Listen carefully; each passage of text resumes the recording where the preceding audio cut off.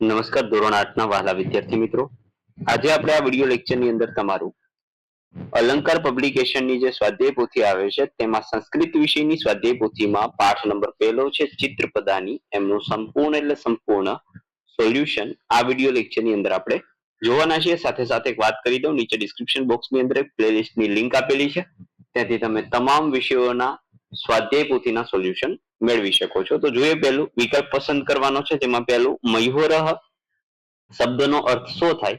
તો એમાં આવશે મોર। પ્રતિમા ઇતિ શબ્દસ્ય કહ અર્થ? તો એમાં જવાબ આવશે મૂર્તિ। તે સિંહ શા વાક્ય સંસ્કૃતમાં કઈ રીતે લખાય? તો સહ સિંહ।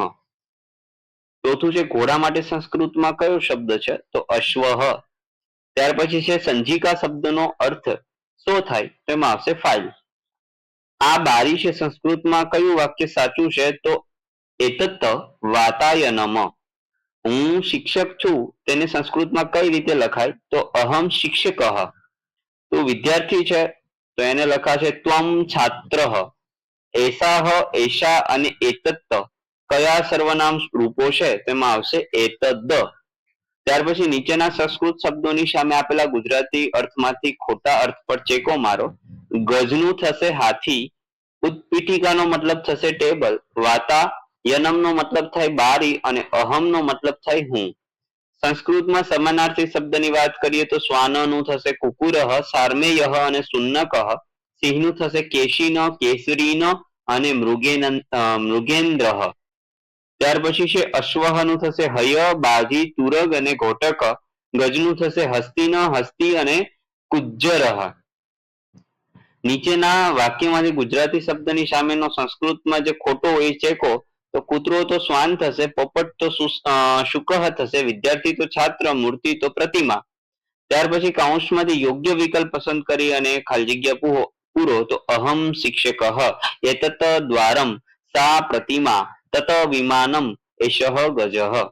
ત્યાર પછી જોડકા જોડવાના છે, એષઃ અશ્વઃ, સહ શ્વાન, એષા સંજિકા, સા ઉત્પીઠિકા, તત તો એમનું આવશે દ્વારમ, એતત્ એમાં આવશે બસ્યાનમ।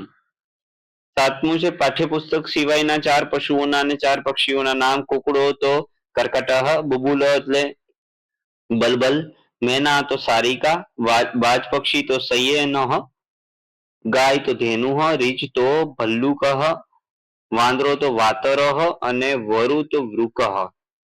ત્યાર પછી નીચે આપેલા ઉદાહરણો ધ્યાનથી જો અને ગુજરાતી વાક્યોનું સંસ્કૃત કરવાનું છે। આ પોપટ છે તો એસઃ શુકઃ અસ્તિ, સુકઃ અસ્તિ, તે ઘોડો છે સહ અશ્વ અસ્તિ, આ છોકરો છે એસઃ બાલક અસ્તિ, તે વિદ્યાર્થી છે તો સહ છાત્ર અસ્તિ, આ ગીતા છે તો એસા ગીતા અસ્તિ, તે શિક્ષિકા છે તો સા શિક્ષિકા અસ્તિ, હું લેખક છું તો અહમ લેખક અસ્તિ, તું બાળક છે તો ત્વમ બાલક અસ્તિ, હું કન્યા છું તો અહમ બાલિકા અસ્તિ, તું વિદ્યાર્થી છે તો ત્વમ છાત્રમ અસ્તિ। ત્યાર પછી ચિત્ર જોવાના છે, તો પેલું મયુર, શુક, અશ્વ, કુકુરઃ, ત્યાર પછી સિંહ, ગજ, પ્રતિમા, ઉત્પીઠિકા, સંજિકા, વાતાયનમ, બસ્યાનમ અને વિમાનમ।